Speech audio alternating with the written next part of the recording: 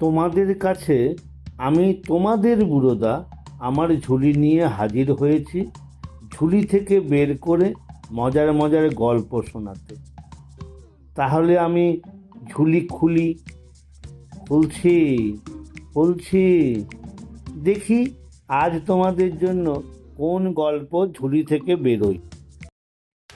আজ আমি আমার ঝুলি খুলে বের করেছি যে গল্পটি, সেটি হলো আশাপূর্ণা দেবীর লেখা বাজার দর।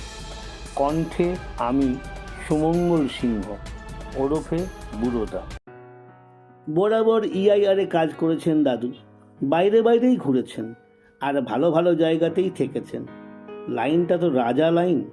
রেল অফিসে যারা বিএনআরে কি ইবিআরে কাজ করত, তারা ইআইআরের চাকুরেদের রীতিমতো ঈর্ষার চক্ষে দেখত। ও লাইনের দেশগুলো স্বাস্থ্যকর, কোয়ার্টারগুলো সুন্দর, মানুষগুলো বোকাশোকা, আর জিনিসপত্রের দাম প্রায় রূপকথার রাজকন্যার রূপের মতো। তার যেমন মেঘের মতো চুল, শাঁখের মতো রং, বাঁশির মতো নাক, পদ্মপলাশের মতো চোখ, চাঁদের কোণার মতো নখ, ইত্যাদি ইত্যাদি।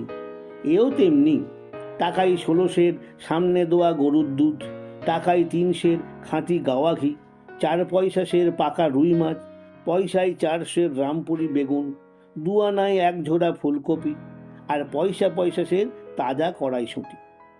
উদাহরণ আর কতই বা দেওয়া যায়। বলতে বসলে তো ফলেরা, মিষ্টিরা, ডিমেরা, ছাগল ভেড়ারা সবাই এসে ভিড় করে দাঁড়িয়ে বলে উঠবে, কই আমার কথা তুললে না? আমার নাম ভুলে গেলে নাকি? না, ভুলে কাউকেই যাননি দাদু। দাদুর সেই যৌবনকালের রোমাঞ্চকর বাজার দর এখনো দাদুর স্মৃতিপটে পুঙ্খানুপুঙ্খভাবে স্বর্ণাক্ষরে লিখিত আছে, এবং এখনো সে কথা উঠলেই উত্তেজনায় দাদুর ঝুলে পড়া পাকা গোঁপগুলো সজারুর ল্যাজের মতো খাড়া হয়ে ওঠে। শুধু এখন আর তেমন কেউ কান দেয় না। পৌত্র পপৌত্রক্রমে এ গল্প তিনি শুনেই যাচ্ছেন তো। হ্যাঁ, নাতিরও একটা ছেলে হয়েছে দাদুর, বয়স বছর 3-4। তাকেও দাদু সবিস্তারে বোঝান। এই যে সন্দেশটি খাচ্ছ গোপাল, এটি তোমার বাবা 50 নয়া পয়সায় কিনে এনেছে। কিন্তু তোমার বাবার বাবা যখন তোমার মতো ছোট্ট ছিল আর তোমার মতো ছোট্ট রেখাবিতে করে খেত, তখন ওই রকম সন্দেশ 1 পয়সায় 2টো করে পাওয়া যেত। ছেলেটা যে এই রূপকথার কাহিনীতে খুব একটা অভিভূত হয় তা নয়। হয়তো বলে, কে কিনে আনতো? দাদু মৃদু হেসে বলেন, কিনে আনতেই হতো না, মিষ্টিওয়ালা বাড়ি বাড়ি দিয়ে যেত।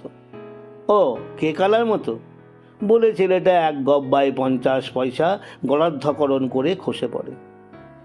কিন্তু দাদুর চিত্তজগৎ থেকে তো অতীতের পৃষ্ঠাখানা কিছুতেই খসে পড়ে না। সে জগৎ যেন একেবারে 1 নম্বর দপ্তরির পাকা হাতের সেলাই, প্রতিটি পৃষ্ঠা সমান টাইট। দাদু এখনও এই যুগের বাজার দরের সঙ্গে সেই যুগের বাজার দরের তুলনামূলক সমালোচনায় তৎপর এবং মুখর হয়ে ওঠেন, আর এখনও মুহুর্মুহু বিস্ময়ে হতবাক হয়ে উঠতে দ্বিধা করেন না। দাদুর ওই বিস্ময়টাই যে এখন বিস্ময়কর হয়ে উঠেছে, সেটা দাদুর খেয়ালই হয় না। বাইরের কেউ বেড়াতে এলে তারা বরং এখনও দাদুর মোগলসরাইয়ের ঘিয়ের, বক্সারের আনাজপাতির, আবার মাছ মাংসের অবস্থা, রঘুনাথপুরের দুধ আর খোয়া ক্ষীরের অবিশ্বাস্য দর এবং অলৌকিক গুণাবলীর বর্ণনা কান দিয়ে শোনে, চমকে চমকেও ওঠে। কিন্তু বাড়ির লোক কানে তো নেয়ই না, বরং ঠাট্টাই করে।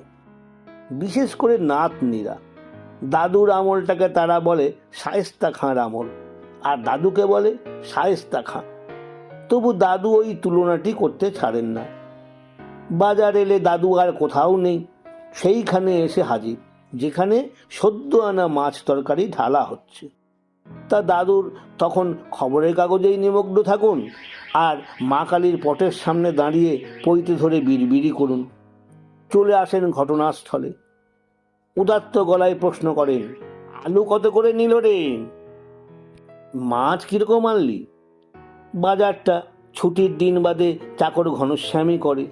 দাদুর দৃঢ় বিশ্বাস ও ছোঁড়া বাজারের পয়সা মারে, তাই জেরা করতে বসেন। তবে জেরায় কাবু হওয়ার ছেলে ঘনশ্যাম নয়। বাপ মার দেওয়া নামটা সেকেলে টাইপের হলেও ঘনশ্যাম একেবারে ঝকঝকে নতুন টাইপ। ঘনশ্যাম পায়জামা হাওয়াই শার্ট ভিন্ন কখনো ধুতি গেঞ্জি পরে না। ঘনশ্যাম স্যান্ডেল ছাড়া রাস্তায় বেরোনোর কথা ভাবতেও পারে না। আর লন্ড্রিতে ভিন্ন শার্ট কাচানো যায় তা জানে না। ঘনশ্যামের পকেটে সর্বদা চিরুনি মজুদ থাকে। কাজেই ঘনশ্যাম অক্লেশে বাবুর বাবার মুখের উপর বলে বসতে পারে, আপনার আমলের কথা বলে যান দাদু, 2 পয়সা সে নৈনিতাল আলু আবার সেই বৈকুণ্ঠে গিয়ে কিনবেন।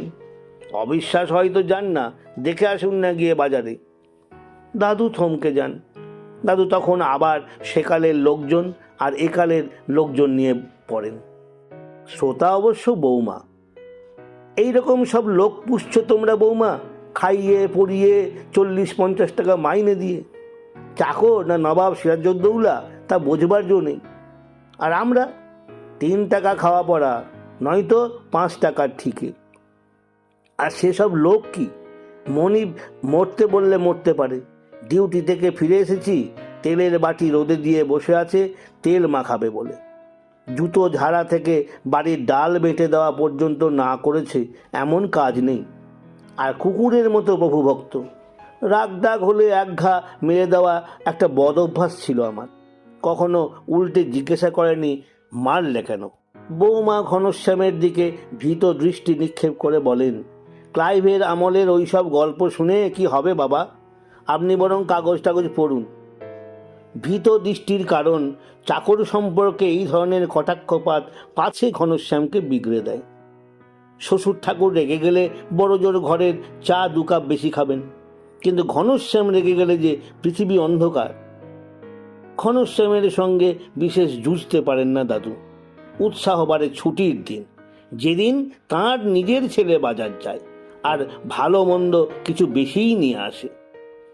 বাজার করে আসার গন্ধ পেলেই দাদু ঘর থেকে বেরিয়ে আসেন আর মহোৎসাহে প্রশ্নের পর প্রশ্ন করতে থাকেন।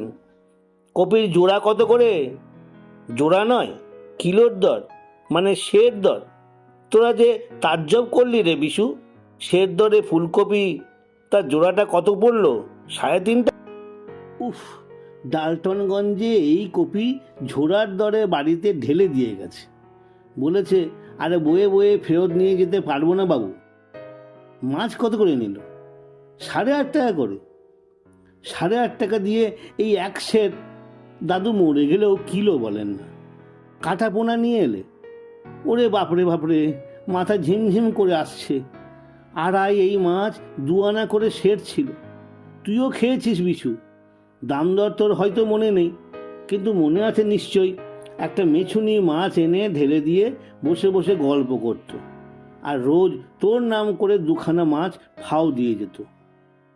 ছেলে বলে, মনে পড়ছে বটে, একটা বুড়ি মাছ ওলি আসতো, তা যে কোনখানে তা মনে নেই।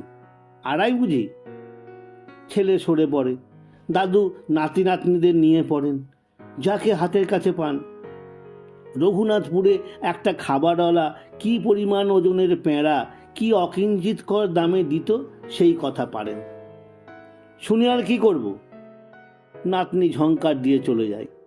যদি আমাদের জন্য কোল্ড স্টোরেজে কিছু রেখে দিতে তো শোনানোর মানে ছিল।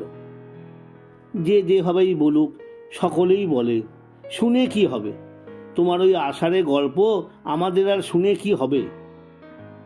তবে আর কোন গল্প করবেন একদা ডাকাবুকো রেলকর্মী অঘোর চক্রবর্তী? আর এই যে এখানকার ওই অদ্ভুত আকাশ পাতাল কাণ্ড, তাঁরই নিজের ছেলের সংসারের এত অপচয়, এতে তাঁর ভিতরটা যে আকুলি বিকুলি করে, সেটারই বা প্রকাশের পথ কোথায়? তাছাড়া জীবনের ঐশ্বর্যের দিনের কাহিনী তো বলতে চাই মানুষ, তা ওই বাজার দরটাই তো ছিল তাদের কাছে পরম ঐশ্বর্য। সব কিছুই ওই রকম সস্তা গন্ডা। তাছাড়া রেলে চাকরি করা বাবদ কয়লা কিনতে হতো না, কেরোসিন কিনতে হতো না, কাঠ কিনতে হতো না। ছেলেদের লেখাপড়ার জন্য কাগজ, পেন্সিল, রবার, নিব, কালি, আলপিন এইসবের কিছুই কিনতে হতো না। আত্মীয় স্বজনকে 2 হাতে রেলের পাশের হরির লুঠ দেওয়া যেত। এর থেকে সুখের অবস্থা আর কি হতে পারে? পারলেও অঘোর চক্রবর্তীর জানা ছিল না। বিদ্যে তো ছিল 3rd ক্লাস পর্যন্ত। অবস্থা গতিকে তখনই চাকরিতে ঢুকতে হলো। ওই চাকরিটাকেই জীবন বলে জানেন। জীবন বলতে আরও কি থাকা সম্ভব সে কথা জানা নেই তার। ভাবতেন এটাই তো জীবনের আদর্শ। তাঁর ছেলেরা লেখাপড়া শিখেছে বিস্তর, কাজকর্ম ভালোই ভালোই করে তারা, কিন্তু কই তেমন স্বাচ্ছন্দ্য সচ্ছলতা কার সংসারে দেখলেন? থাকেন অবশ্য বড় ছেলের কাছেই, কিন্তু মেজ ছোটর কাছেও তো যান মাঝে মাঝে। দেখে শুনে গা করকর করে। রাশি রাশি টাকা কোথা দিয়ে যেন উপে যায়, অথচ কেমন যেন নেই নেই।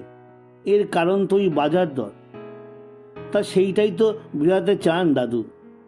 ওরে, আমি কত সামান্য আয়ে কত সুখে নিশ্চিন্তে থেকেছি, আর তোরা এত রোজগার করেও রাত দিন কোথায় পাবো কোত্থেকে হবে করে মরছিস। নিশ্চিন্ততা নেই এক তিল। কিন্তু কথাটা ওরা কিছুতেই যেন বুঝবে না। এই পণ বউরা নাতি নাতনিরা তো নয়, ছেলেরা পর্যন্ত নয়। যা দেখেছে সে ঐশ্বর্যের কাল, পেয়েছে সেই ঐশ্বর্যের ভাগ।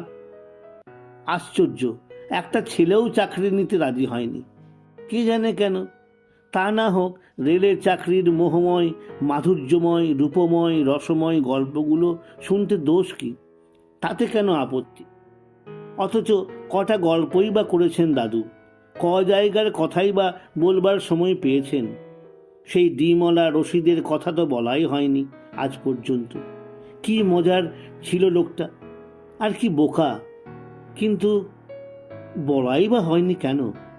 দাদু তো সবেমাত্র আজ রিটায়ার করেননি। এতদিন করলেন কি? এখনই না হয় আধুনিক ছেলেমেয়েরা না কলতায়। তাহলে গোড়া থেকেই বলতে হয়। আসলে রিটায়ার করেই কলকাতায় আসেননি দাদু, ছিলেন গ্রামের বাড়িতে। বলতেন, এই বাপু বেশ আছি, খোলামেলা গাছপালা। এখন কিছুদিন হলো বড় ছেলে জোর করে নিয়ে এসেছে বাবার বয়স হয়েছে বলে, তাই বেঁধে মারা অবস্থা। গিন্নি ছোট ছেলের কাছে থাকতে গেছেন, তার ছোট ছোট বাচ্চা কাচ্চা বলে। অতএব কথা না কয়ে কয়ে দাদুর মাথা জাম হয়ে যায়। বৈচিত্র্য তো কিছু নেই। এত টাকা আছে, কিন্তু আমোদ আহ্লাদ করতে জানে না এরা। ছুটির দিনে অঘোর চক্রবর্তীরা 5 জনে মিলে কত হইচই করেছেন। কেউ হয়তো কোনো দেবস্থানে মানসিক পুজো সারতে যাবে, চলল তার সঙ্গে পাড়া ছেঁটিয়ে সবাই, মেয়ে পুরুষ ছেলে পুলে। রেল ভাড়ার বালাই তো ছিল না, তা সেই একের ব্যাপারেই ছিল 10-এর উৎসাহ। মেয়েরা মেয়েদের দিকে, ছেলেরা ছেলেদের দিকে। গাল গল্প, স্নান খাওয়া, রেঁধে খেলে যজ্ঞী, প্রসাদ পেলে বিশ্রাম, দুটোই সমান আনন্দের। ক্লান্ত শরীরে বাড়ি ফেরা হয়েছে, অথচ মনে কি স্ফূর্তি! শখ করে বনভোজনও হয়েছে। অঘোর ছিলেন মজলিসি মানুষ, যখন যেখানে বদলি হয়েছেন দল জুটিয়েছেন। আর এদের দেখে অবাক হয়ে যান অঘোর। বাড়ির লোকগুলো পর্যন্ত যেন ছাড়া ছাড়া। কে কখন বেরোচ্ছে, কে কখন ফিরছে, কে কখন খাচ্ছে, কে বাইরে খেয়ে আসছে, ঠিকঠাক নেই। অঘোর চক্রবর্তী কবি নয়, ভাবুকও নয়, তবু এই যুগের এইসব সংসার দেখে মনে হয় তাঁর যেন ফুলের ডালায় মালাটা পড়ে রয়েছে, কিন্তু লক্ষ্য করলেই চোখে পড়বে মালার মধ্যেকার সুতোটা নেই। ফুলগুলো ঝুড়ো, শুধু মালার মতো ছাঁদে সাজানো আছে। এই ঝুড়ো ঝুড়ো ভাবটা বেশি ধরা পড়ে ছুটির দিনেই। সেদিন হয়তো এই সকালবেলার রান্না খাওয়াটাই যা একটু জোরালো হয়। হয়তো সবাই একসঙ্গে খায় একটা বেলা, ব্যাস, তারপরেই কে কোথায় হাওয়া। হয়তো সবাই সিনেমা দেখতেই ছোটে, কারণ এই যুগে এদের তো আমোদ বলতে সিনেমা, আহ্লাদ বলতে সিনেমা, মজা স্ফূর্তি যা কিছু বলো সবই ওই সিনেমা। ভগবান জানেন ও কি বস্তু। দাদুকে ওরা 2 দিন নিয়ে গিয়েছিল বলে কই, কিন্তু কিছু রস পাননি দাদু। চোখের সামনে দিয়ে যেন মেল গাড়ি ছুটে যাচ্ছে।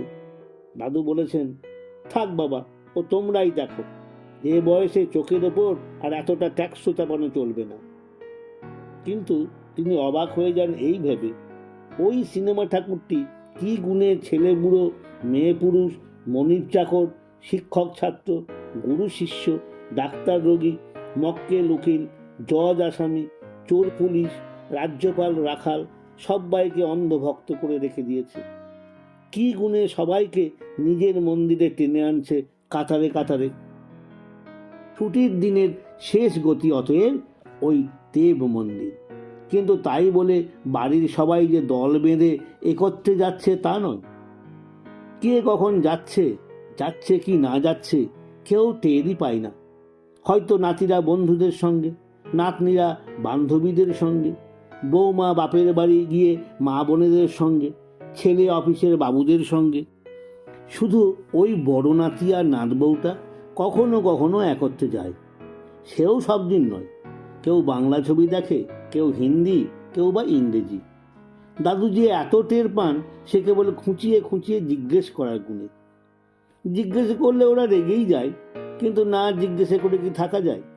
একই বাড়ির মধ্যে কেউ কারুর কথা জানবে না, এ কেমন কথা? দাদুকে তাই নাতনিরা শুধু শায়েস্তা খাঁই বলে না, বক্তিয়ার খিলজিও বলে মাঝে মাঝে। ওকে দেখলেই বলে, ওই আসছেন বক্তিয়ার খিলজি বক বক করতে। বলে, উকিল না হয়ে কেনই দেউনি রেলবাবু হয়েছিলেন তাই ভাবি। জেরার ক্ষমতা কি জোরালো! সরে পড়ে ওরা দাদুর জেরার ভয়ে। একটা পাউডার কিনলেই তো দাদু জিজ্ঞাসা করতে বসবেন, কত দিয়ে কিনলি? তারপর দাম শুনে হার্টফেল করতে বসবেন। তার থেকে সরে পড়াই শ্রেয়। দাদু অতএব অবাঞ্ছিত ও অবান্তর।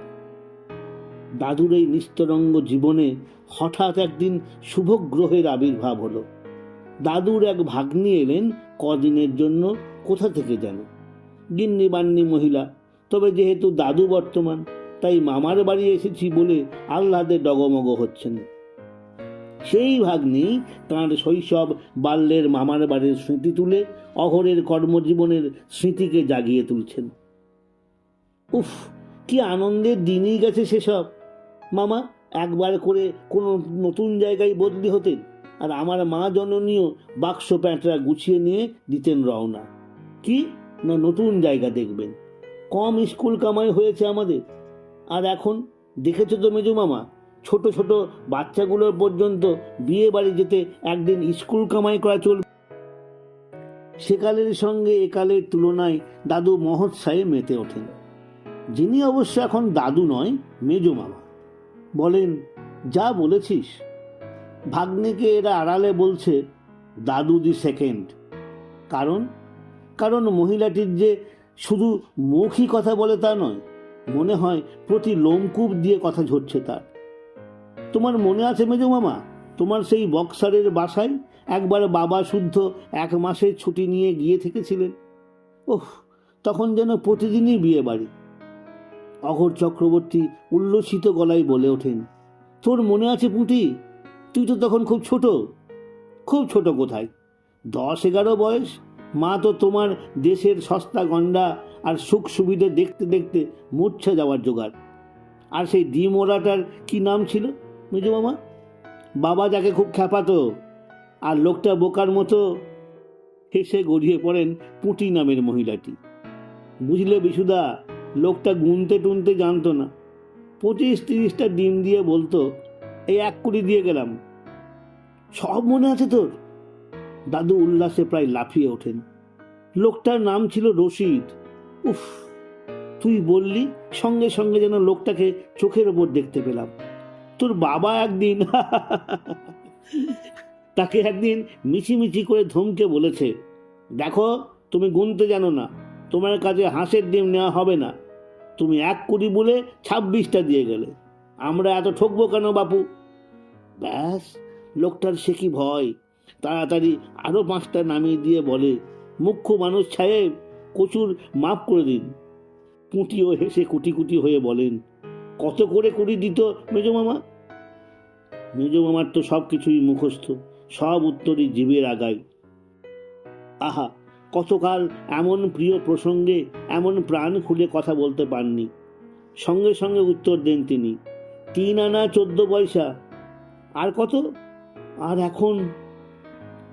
দাদু একটু ব্যঙ্গ মিশ্রিত হাসি হেসে বলে ওঠেন, এই যে আমার বাবাধন বিশুচন্দর, ছেলে মেয়েদের দিনে 2টো করে ডিম খাওয়ান 14 আনা জোড়া করে। গভর্নমেন্টের ছাপ মারা তাজা মাল। আর রশিদের হাঁসের ডিমে তখনও তা দেওয়ার চাপ থাকতো। ছাপ, আমরা কখনো ছাপের কথা জানতাম না।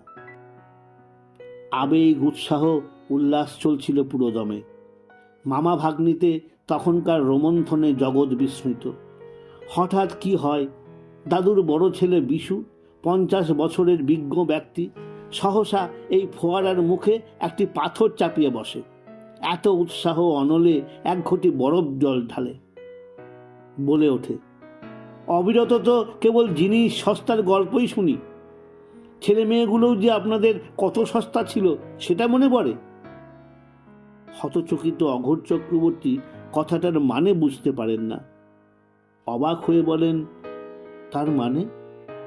অঘোরই কেবল এতদিন ব্যঙ্গ হাসি হেসে এসেছেন, আজ তার ছেলে হাসে। তীক্ষ্ণ একটু ব্যঙ্গ হাসি হেসে বলে, মানেটা খুলে বললে শ্রুতিকটু। 14 আনা জোড়া ডিম, তাও তো আমরা ছেলে মেয়েদের 2টো করে খাওয়াই। কিন্তু আমাদের ছেলেবেলার সেই 14 পয়সা 20 ডিমও তো আমরা ছোটরা কখনো একসঙ্গে আস্ত খেয়েছি বলে মনে পড়ে না। হয়তো এবেলা ভাজাই আধখানা, ও বেলা ডাল নাই আধখানা। পয়সায় 2টো সন্দেশ, একসঙ্গে 2 পয়সার সন্দেশ কোনোদিন কোনো ছেলেটার হাতে দিয়েছেন? দেননি, দিলে মনে পড়তো। অঘোর যেন বৎসাহত হয়ে যান। অঘোর স্বপ্নেও ভাবেননি কোনোদিন সেই প্রাচুর্যের মধ্যে এহেন অভিমানের অভিযোগ জমা ছিল। অঘোর ফ্যাকাশে গলায় বলেন, একসঙ্গে 2টো ডিম, 4টে সন্দেশ খাওনি তোমরা কোনোদিন? না। বিশু জলদ গম্ভীর স্বরে বললেন, না, আপনারা কেবল সস্তার আহ্লাদে আটখানা হয়ে কত কম খরচে সংসার চালানো যায় তার সাধনা করেছেন। আর বাড়িতে অতিথি কুটুম এলে তার কাছে মুখ বাড়াতে খরচ করেছেন, আদর যত্ন করেছেন। এই যে আপনি আমাদের ভালোবাসতেন না বলে তা নয়, এটা শুধু দৃষ্টিভঙ্গি।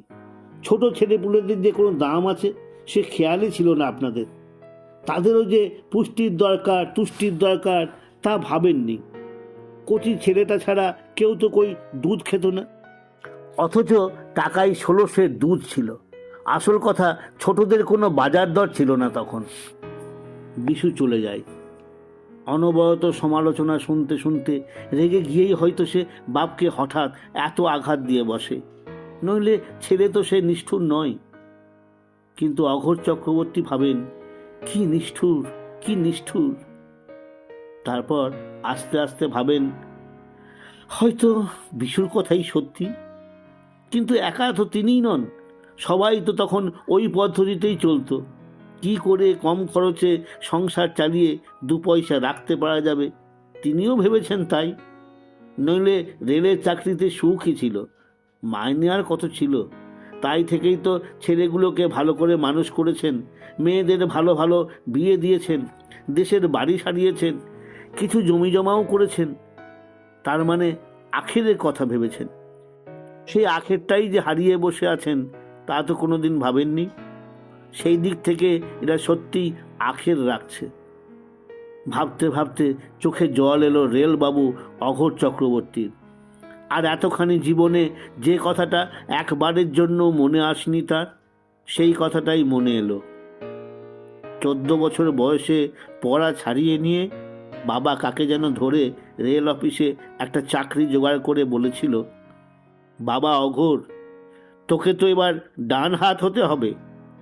এতগুলো কাচ্চা বাচ্চা সমেত বৃহৎ সংসার আমার একার রোজগারে তো চলছে না।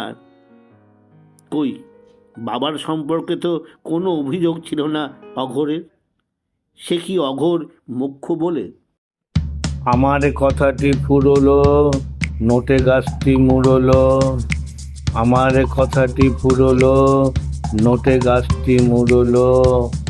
আমার কথাটি ফুরলো, নোটে গাছটি মুড়লো।